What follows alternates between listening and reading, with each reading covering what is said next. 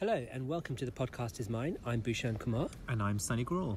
And this is a brand new podcast, and every week we'll be talking on a different topic. It's going to be quite frank, personal and honest. But Sunny, I'm going to start us off on a controversial note. I'm bracing myself. Steel yourself. There are going to be people out there who don't know who we are. That is shocking. I can't believe it. I'm just really shocked. And, you know, if you are listening to this now, you are starting to redeem yourself. So well done. Exactly. I mean, our brand is built on who we are. Exactly. How can you not know who we are? We know everybody, honestly. So, Sunny, for those who don't know who we are, tell us a bit about yourself. I'm Sunny. I have lived in London for 15 years now, and I moved from the Midlands. I tried to hide that as much as possible. She's a northerner. Oh, you're not northern, you're Midlands. It's very different. North of Watford, whatever. And that's why I call myself a Zone 1 ho now. I've been in London for a long time. I love the city. My interests are music. I love food. I love eating out and travel and spending time with my friends as well, as much as possible. And the sunshine makes me happy, like my name. Oh my God, yeah, it's baked into your name there. How about you, Bhushan? Tell us about you. So I am a content creator and writer. I'm born and bred in London. Interesting fact, I was born in the same hospital as Prince William. Exactly. So bow down, bitches, like royalty right here. And actually, they knocked down the hospital after I was born. Well, after Prince William was born, because they were like, it is not going to get any better than this. And do you know what they built instead of the hospital as a legacy to me and Prince William? Luxury apartments. They knew what we were all about, honestly. There was no social housing quarter in that building. None of that around us, honestly. And my interests are very similar to yours. They include like dance, theatre, films, fashion, reading, and fitness. We're both fitness freaks, aren't we? We do love exercise. We do love our workouts and stuff. And we look amazing as well in real life. Always she. And if you knew us, you would know that. Yes, Bhushan's Fashion Friday. Hello. So also, Sunny, let's talk about what motivated us. Yeah, what motivated us to do a podcast? Like, should we talk a little bit about that? So I think it's when we first met. And how did we first meet? Well, should we tell? Why don't you tell that story? A bit of a rewind. Yeah. So I was at a wedding, and I remember meeting a guy, Arthur, who completely made me laugh so much. And I thought, okay, I need to keep in touch with this guy. And after that, I think it was like probably 15 years ago, probably even as well. We went for a coffee, and he's like, "You're really gonna meet two of my friends." One of whom shall not be named. Don't you dare. Say his name 5 times and he'll appear, so don't. It's like Beetlejuice. Candyman. Yeah. And you were one of those friends, and since then you have been one of my closest friends, and we bonded over something in particular, didn't we? And I'll let you tell that story, because I'm sure you'll give it more justice. Well, I'm smizing as you say it. That's how much I'm into it. Yeah, I remember. So when we first met, and we met at dinner, and then like I asked you, so do you watch America's Next Top Model? And you were like, yes. I just clutched the table. It was a real groundbreaking moment, wasn't it? It was like it was just great, because I haven't met anyone who really watched it at that level, who could quote it, and like who understood what smizing was, for God's sake. The number of smizes I had to demonstrate to people because they didn't know what a smize was. And we just bonded over ANTM big time. We've loved it for so long, and we love quoting it and looking back at loads of memories, and we're willing, Tyra, to do one more season. Come on, Tyra. Oh, Tyra, come on the podcast. Like, just DM us, girl. Like, happy to. Come to the Go See and like get We'll booked. be on that panel. Yeah, exactly. I only have one name in front of me. Oh goodness. And then so like in terms of what inspired us as for the podcast, the name of the podcast as well, people might be wondering, where does that come from exactly? And I think we had bonded very much over another thing as well, which was the song by Brandy and Monica, The Boy Is Mine. Absolute classic. I mean, if you do not know it, then you need to pause right now, go and listen to it, and then come back, because this will make a lot of sense after. You'll understand me and Bhushan a lot better as well in our lives. All the answers to life are in that song, let me tell you. Oh my God. And yeah, we love quoting that song, especially the opening intro. It's just something that we both love to break out on the dance floor and get wrong. Piece. And it's a party piece. It's our party trick. My problem is I tried to improv with it, and I shouldn't. It's just like, stick to the line, Bhushan, please. Yeah, and so it's kind of our kind of podcast is based around that, where it's that kind of push and pull, because Brandy and Monica, they're not actually, they're all about the sisterhood, and they're all about kind of like us, like we're very much like very supportive, and you know, that final shot of the video when they go and see who the boy is in question, I love that. Just to go and tell him, like they're like, you know what, we're going to dump you and we're going to do a podcast. We're going to close that door. We're going to get that microphone ready. And like, you know, and then Brandy gave us like, I mean, was it on Never Say Never? It was on Never Say Never. That was her first single from that album, and one of the greatest albums of all time. That's my favourite album by Brandy. I loved her so much. I mean, she's one of the reasons I pretended to be straight for so long. You know, I once saw her in Chicago as Roxy, and she was so good. Like, she gave those songs like a whole new depth, and she sang and danced live, and so talented. I was just like, that's amazing, absolutely amazing. All right, well, we will be back after this. So today we are going to talk about solo travel. Now, solo travel has become very popular in the past few years. Well, I say the past few years. I think it's always been popular, hasn't it?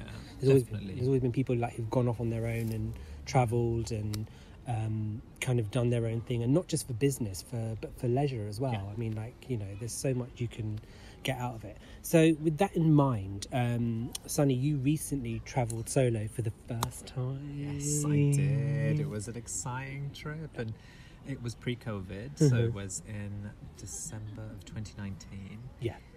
And it was an amazing holiday in Asia. And it started out not as a solo trip, because I did visit some friends that were that are currently living in Hong Kong because they can't leave. Lockdown. Hashtag. And it was a good springboard to have the rest of my trip alone.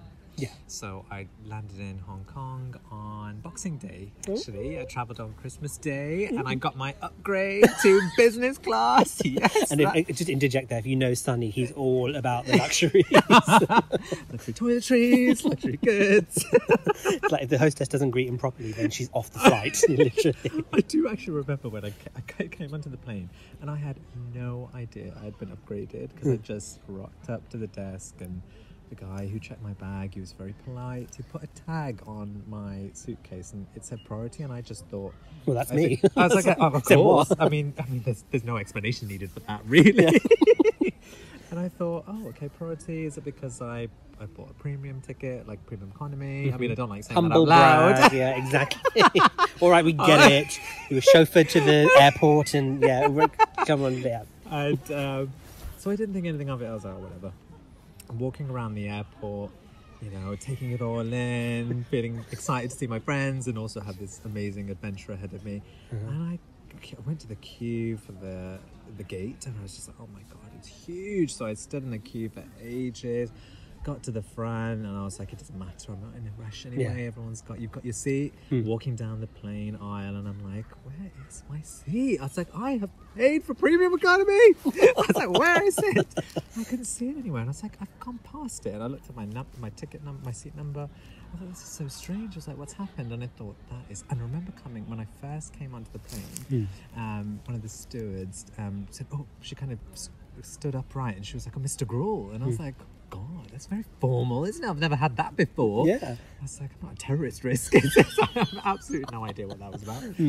So then I thought, let me have a look at my ticket. And I thought, wait a minute, that is not the seat number I booked. I remember picking my exact seat because I wanted to be away from the toilets. I said, where is my seat? I'm going back to that woman that called me Mr. Grewal or Mr. Sunny or whatever she said. And I was like, wait a minute. I was walking back towards the front of the plane, and I thought, row 15. What? Am I in the wrong area? It hadn't clicked at all. I saw a bag on the seat I was meant to be on. I was like, someone else's bag is on this seat. This is all a mistake. It's got to be wrong. And then I started to realise I'm in business. What's happened? And then there was a guy next to me looking a bit confused, and he was like, and he nearly said to me, did you get upgraded? But he didn't finish the sentence. I think he was too embarrassed to kind of not admit that he hadn't paid for it. And I thought, I don't know what's happening. I thought, I can't say I've been upgraded because there's someone's bag on my seat, so there's a mistake, obviously. And then I realised when I looked a little bit more closely, it wasn't someone's bag, it was a duvet, a pillow. What? And there was no Lizelle or Eve Lom skincare kit in there, but there was some good stuff. So you were really roughing it then, weren't you, with your LMS? But yeah, so that's how it started. A nice little kind of boost and pick me up at the beginning of the trip. It was a good way to start. I felt like it was setting me up for, look, enjoy this holiday. Yeah. This is probably going to be a fun trip, so make the most of it. So what like prompted you to travel solo in the first place? That's a good question. I think probably I've wanted to do it for a long time. I mean, I'm a very young girl, but still. What do you think stopped you beforehand? Hesitation because of previous trips I've had. So maybe rewinding back 12 years ago, I was in it was in Asia again, actually. I was in Beijing seeing a friend, and I had one, so I went with a uni friend to see another uni friend. So I just want to stop you there. Can you just see how we know everybody? We've always got a friend in every course. Do you remember what we were saying before? Oh, that's so true. So just in case you were all wondering, we have many hoes, different area codes. Sorry, Sorry, and I was visiting a friend with another uni friend, and I had one day where she had gone back, so we had spent probably about 2.5 weeks there. One of the friends had gone back, and my friend that lived there, her brother was coming, so I had one day alone. And I remember kind of wandering around, doing my own thing, and it was a really fun day. I think I went to see the Olympic Park. I was in Beijing. Oh wow! I was seeing the Olympic Park and stuff, but there was so many hilarious signs with. I mean, back then it was very different. The signs probably weren't spell checked, or grammar wasn't checked, and they were hilarious. So you just had to kind of. I wanted to share the moment with that. When I'd see the signs, I took pictures of them. But I think there was one electrified fence that said, "What was it? Carefully electrocute yourself." It was just that kind of stuff, and I kept laughing out loud. You know when I'm like bellowing laughter, and I was like, "There's no one there to laugh with," and I thought. I don't think I could travel alone. It was only one day, and it kind of made me a bit nervous, but that was only a few hours, but it left an imprint. So that's what made me nervous. And then what changed my mind was probably getting sick and tired of traveling with people. No, that's not true. It was more a case of wanting to be free to spend my trips in a way that I wanted to. Yeah. And not having to compromise, because I'm not very good at that. It's very true though. I mean, like, it's interesting what you were saying before, that you'd meet, like, you know, meeting people in another city. I think that's one of the best things about solo travel, and it's not something you would necessarily do if you're traveling with someone else. No. Like, when you're on your own, because like you may not have spoken to someone for the entire trip. Yes. And then, like, you know, when you go and see someone who you know from before, or who knows who you are, that's the best. That can sometimes be the best bit of the trip. It does make you feel like a different sense of the place, the area that you're in. And then that's what kind of made it easier to do it off the beginning of a trip, to see some friends that already lived there. So I'd been a year ago in 2018 of December to Hong Kong to see these friends. So that was your starting point.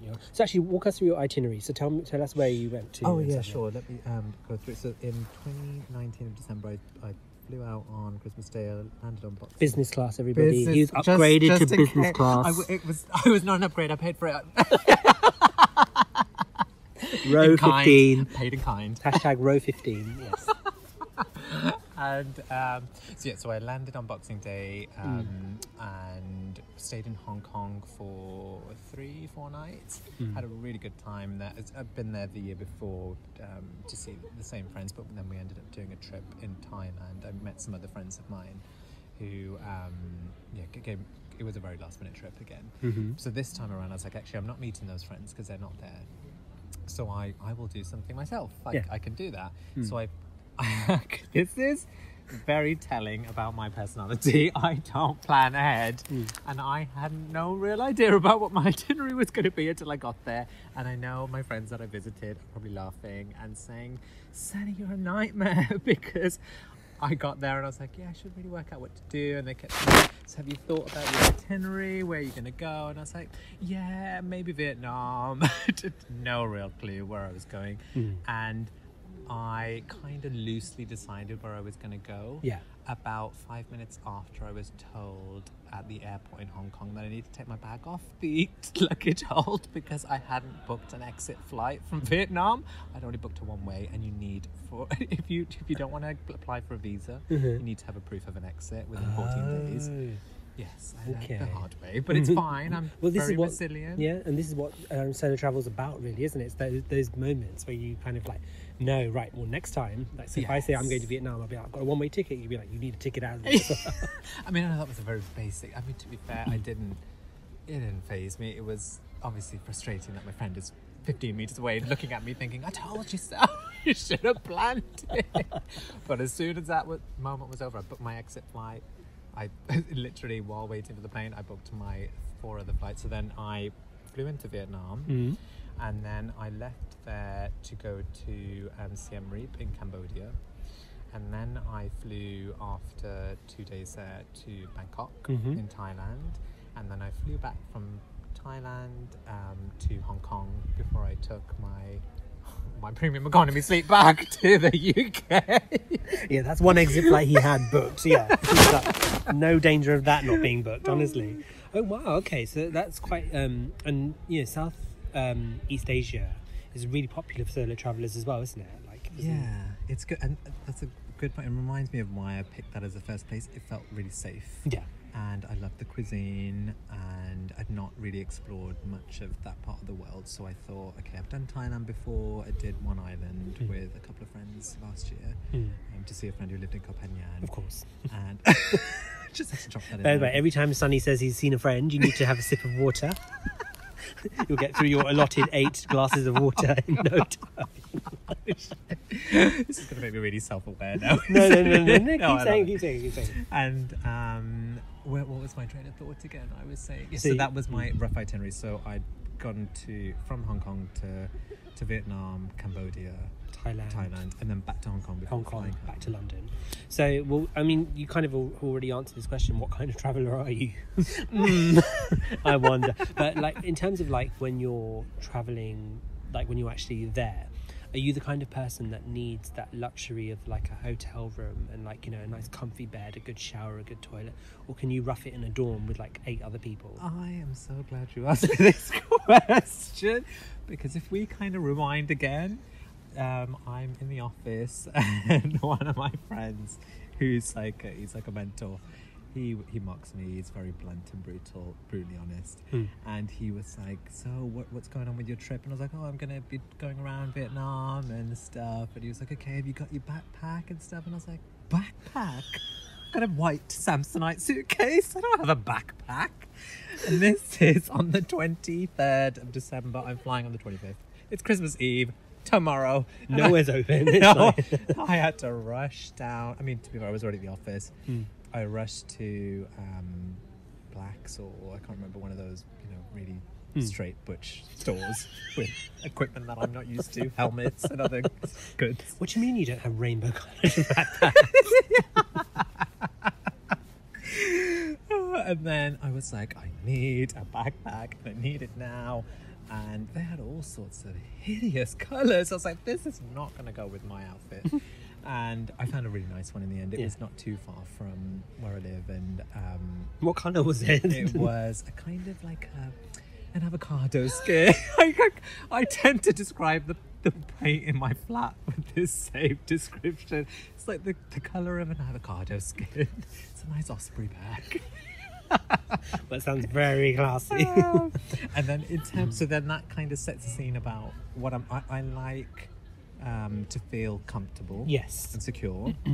And I thought, because this is the first trip, and I was obviously getting mocked by all my friends, you know, at work, saying, "Oh, can't lug a white Samsonite suitcase down the Mekong Delta on this tiny little." Can you imagine these tiny little boats down the canals and in the grasslands? And yeah, there's little old me, just With his matching set and like huge hat.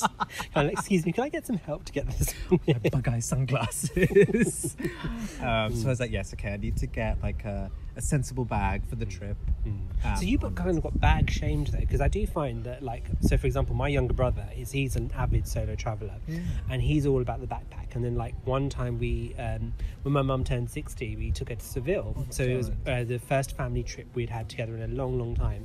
And both my brothers were like, oh yeah, we just need carry on and we'll be fine. I'll be like, we were going for like a week. And I was like, carry on, are you mad? Like, you know, and excuse me, my toiletries Exactly. alone not going to fit in the carry-on. exactly, how the hell am I going to... I said, like, no, we need to take a case because I need to change every day. My brother's like, you just need like this, and this, and you can wash your pants in the sink. And I was like, you really don't know me, do Three you? outfit changes per day. I Got know. 3 looks for the plane alone. Maximum. My Instagram schedule was all planned ahead. I was like, you know, I know what I need to take, and it's heavy and it's not going to fit into carry. But I do think it's interesting that you were saying that somebody said to you, oh, you've got to get a backpack and stuff. I think it's interesting. Like, I think, you know, sometimes there's people almost think that, oh, when you're solo traveling, they've got this image of like, you know, you've got to be wearing your Birkenstocks and your backpack and your, you know, your cargo excuse me. Did you just say, did that come out of your mouth? I said the C word. I apologise if My anyone's runway. offended. Apologise if anyone's offended by the C word there. But I think it's an important point because like solo travel comes in so many different avatars. It's not just, one is that if you want to be that basic bitch who goes with your backpack and your Birkenstocks, good for you, it's a look. But if you want to take your white Samsonite on a little canoe, and you have the right to do that. In fact, I encourage that. Like, as long as you take a photo of it, it's all good. Oh god, no, it's so true. And it kind of made me realise that, look, I need to break the mold a little bit about how I do things, and it was good to just do things in a different way for me, because I'm very used to traveling in that way. So I thought, okay, there are things that I'll need in terms of certain comforts, so I'll book, you know, hotels that are maybe more than I need in terms of comfort level, but because it's the first trip I've done and I want to feel safe at least where I'm going back. And to be fair, I wasn't splurging that much. To be fair, they were like just 4-star hotels. Just 4-star, everybody. But that's there's 2 interesting points there. I think the idea of safety is such a big one. Like, we're very lucky as men that we, even though we are delicate. Yeah, we are delicate butterflies, exactly. We are, handled with care, fragile. Trust me, we can definitely cut you. Exactly, we will cut you up. Get the razors and the Vaseline out. But the idea of like solo traveling and being safe is such it's something people don't really talk about, because like, yes, it's all well and good like to stay in a dorm with 8 other people, but that can sometimes be quite certainly for me, I think when I was solo traveling, I wanted to have that room at the end of the day where I just knew I'd be okay, where I could lock the door, no one's going to break the door. So I feel like we need to hear a story. I'm not telling that story. It's Sonny's favourite. Hours version of this podcast, please visit. For extra content, exactly. Visit my OnlyFans page. Well, moving on swiftly. Actually, this takes us on nicely to the next point. Yes. This idea, did you ever feel scared or nervous at any point? And if you did, how did you cope with that? That's a good question. I think I felt safe. Asia is a really good place to travel alone, and I know a lot of people are probably like, "Oh my God, you've only just started doing your first trip," but you know what? There's different reasons why I hadn't travelled alone. But I had to. Yeah, I had plenty of friends to go. No, really? You never asked me. Water. We are definitely doing a trip together, and then it's going to be a solo trip. You go that way, I go that way. And I felt safe the entirety of the trip. There was one instance when I was in, surprisingly, the busiest part of my entire trip in Bangkok. And I obviously had my phone out and I've been taking pictures of everything, and it was in the evening. They're a really built up, busy, touristy area. And I think my phone battery was getting low, and I bought this huge mobile charger, which I've actually got with me now. And it's technically not allowed on planes because it's over the legal limit, but it was made in China, and they obviously just put in another limit on the actual cover, so I got it through. And I was charging my phone, and I could tell I was drawing a lot of attention to myself.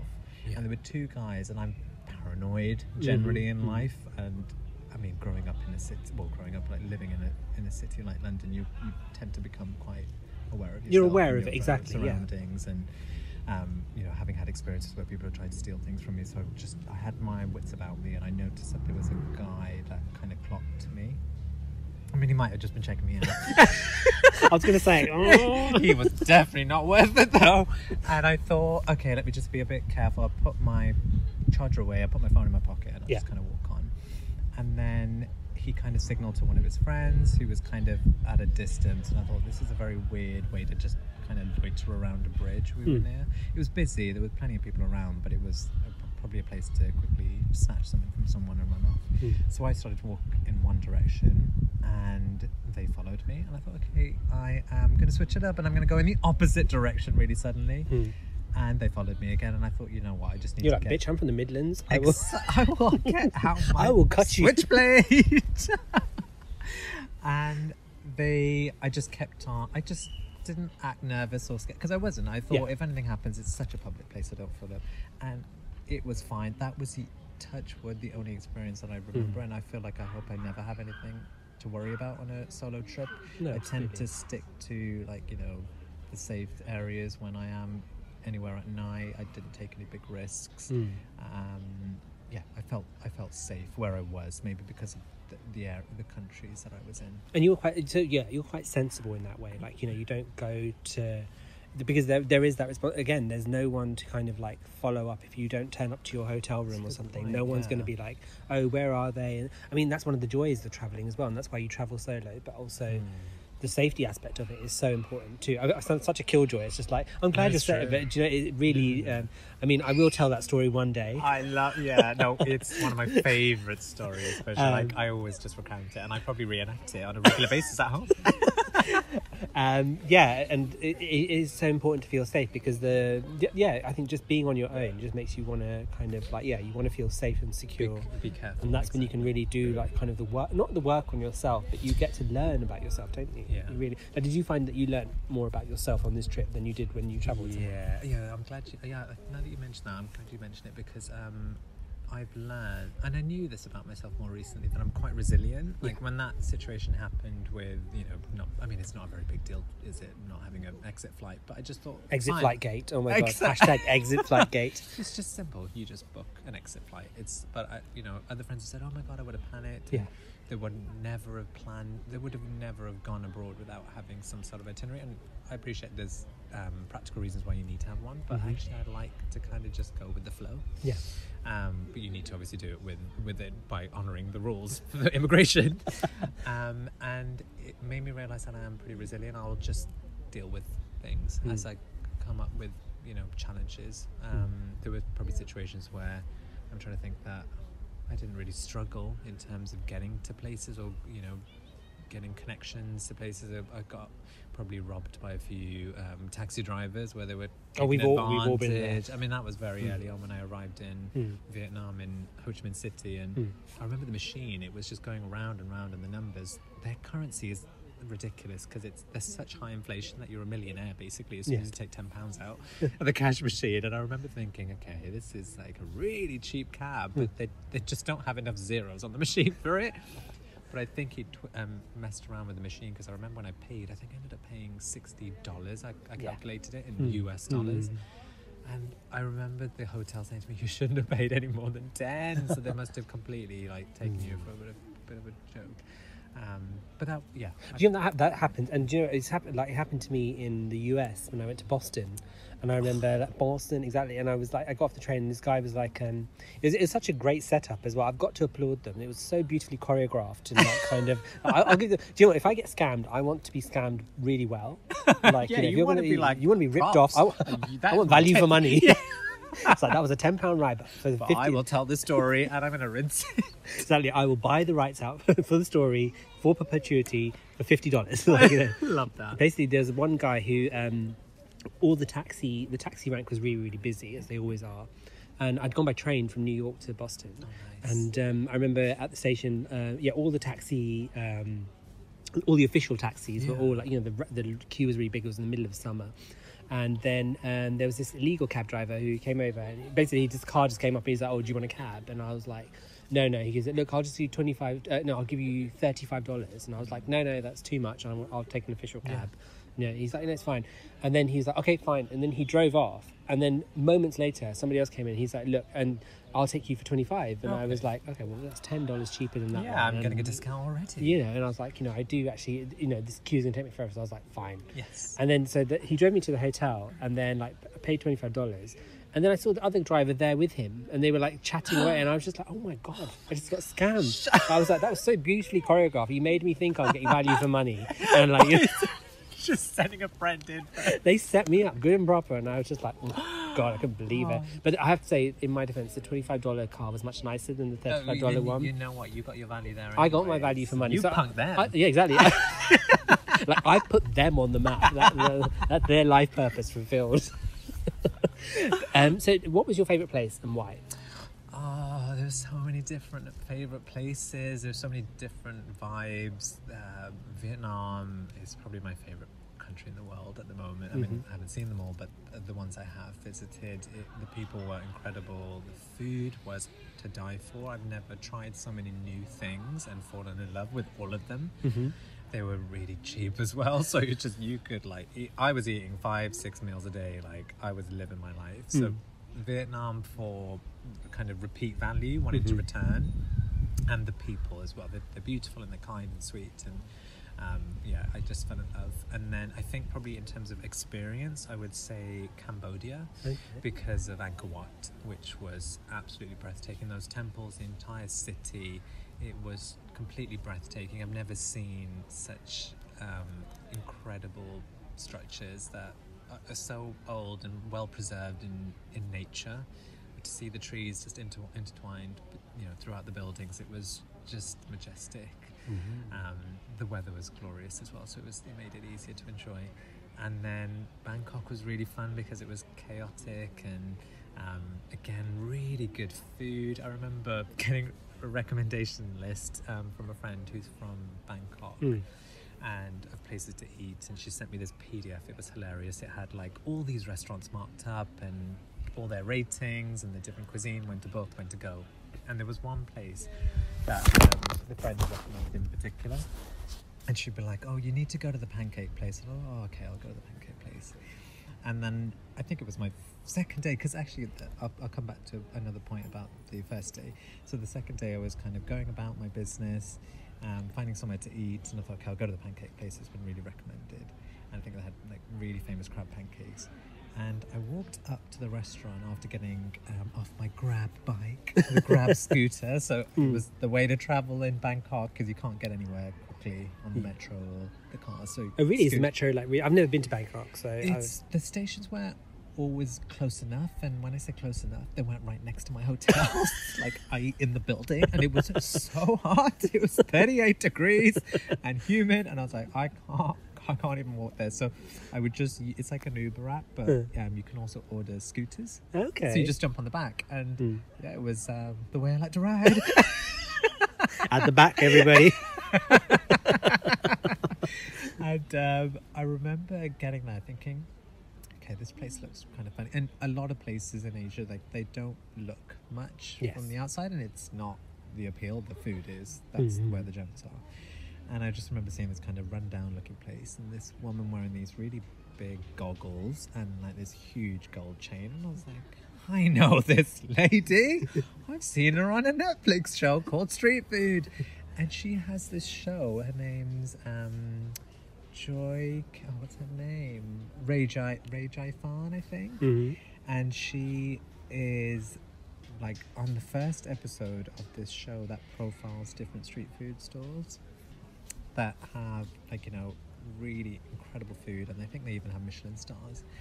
And I remember thinking, I've seen her on Netflix, and I watched it with Dad. I was sat at home with my dad watching it, and we were just so impressed in the way she cooks, and she has these huge goggles on because there's like so much steam and oil splattering everywhere. And I was watching it, and I was so blown away. I was like, this is by accident that I'm here, really, because I forgot that this was in Bangkok. Because obviously I had no idea I was going to be in Bangkok maybe a week before. And I remember just thinking, this is incredible. So I thought, let me get a table and have some food. There was this really shoddy piece of paper that had been printed out. It had a Gmail address on there that was not very easy to remember, and it said, this is where you email for reservations. We are full until March. This was the 2nd of January, I think. Oh, goodness. So March 2020. It was months ahead you had to book. And I said, I'll wait for a table, it's fine. And she was like, no, you've missed a chance. So basically you have to come there at the beginning of the day and take a number, and you just have to wait until your number gets called, and you may be number 80. Tough. If you are not there when they call number 80, you lose your seat. You oh my God. It's that popular. That's like a sample sale I went to where it's just like brutal, isn't it? And I remember just thinking to myself, oh my God, I was like, so I really wanted to try these crab pancakes, but I couldn't get it. I was like, fine, it's no big deal. I'm taking the pictures. I'll pretend I was there. I'll post it and no one will know.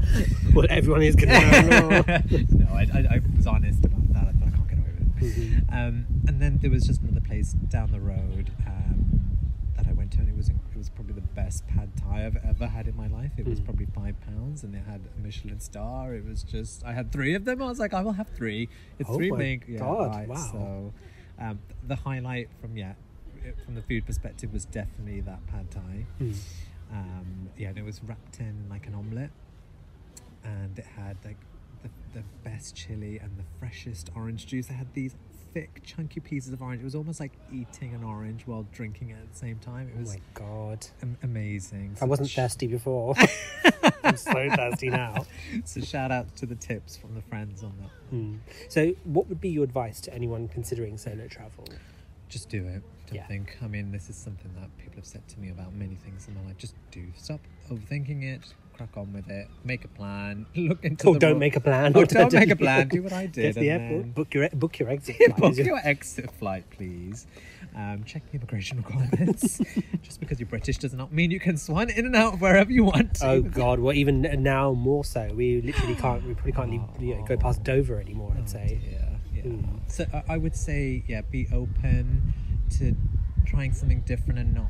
I mean, one thing I always try, I think, is wanting to be a perfectionist and wanting to have the best experience in every moment. And you don't need to do that. Just have an experience and enjoy it for what it is, and build on that. That's so true, because sometimes when you tell someone else about your experience and they compare it to theirs and they're like, oh well, we went to here and we went to there and it's like, yeah, but the reality of it was you stood 6 hours a day in a queue, and if you're traveling on your own, that's not really what you want to do. And you're so right, some of the best times is when you find those offbeat places and you'll go and sit down and have a really lovely meal. You might just talk to someone, because also, don't you find that's the best way to talk to locals and get recommendations? I completely almost forgot about that. That is the best thing about traveling alone. You're not alone. Yeah, you are not alone. And I kind of thought when I was on my way to meeting you today in Regent's Park on this glorious Sunday it's beautiful afternoon. Out here today, let me tell you. The breeze is blowing well. This could be like a Vogue photo shoot right now, couldn't it? It's definitely a moment. Yeah. And I remember thinking, wait a minute, what is traveling alone other than just living your life? It's just living your life in another place that isn't your home necessarily. We do this all the time. I've lived in London for a long time now, and you've lived here your whole life. You probably do things alone in the city. Yeah. Why is that any different to doing it abroad? Yeah. Yes, you want to be able to share things with people in the moment, but you can meet people. And I met so many people on my travels. There were so many times where you would either bump into someone or you'd meet through different meeting apps, and it was very easy to just find a way to kind of do something else with someone. There are a few people that I actually have kept in touch with. People in Bangkok that took me to my first ever drag show. Really nice bunch of guys that live in New York, and it made me realise why I love drag, and that's something we'll definitely talk about on another future podcast.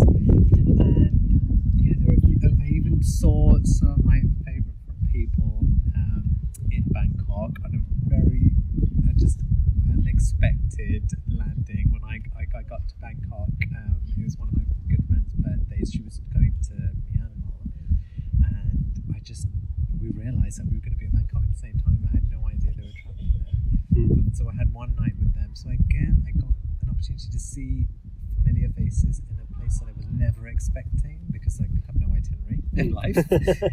But you were open to all possibilities, and that's the magic of solo travel, isn't it? Like when you are open to everything, it kind of comes your way. You can't go somewhere and be like, right, I'm only going to go here, there, and that's it. And then you're not going to learn anything about a place, are you? So, well, do you know what? I think on that note, we will be back right after this. In terms of travelling and music, what songs remind you of your holidays? What is your kind of process? So I have a very specific process. No one should, even if you don't know me, you should not be surprised. But I'm very particular about kind of the songs that I listen to when I'm on holiday. Like I always have like a song that I associate with a place. Nice. But in general, when I'm flying out somewhere, I have the Journey song. It's like so this is like a Bollywood song. It's from a film called Piku. Oh my god. And it's this wonderful moment where the characters are travelling. It's an amazing film, by the way. If you haven't seen it, you've got to watch it. You don't watch Bollywood, so I'm like shaded. I am getting like dirty looks from people while literally everyone else has just like left us because like oh girl, I'm gonna cut you cut you so bad when we're done recording. Piku is an amazing film. Basically, like if you've never seen it before, you must watch it. I think it's on Netflix or Amazon Prime, but it's such a good film.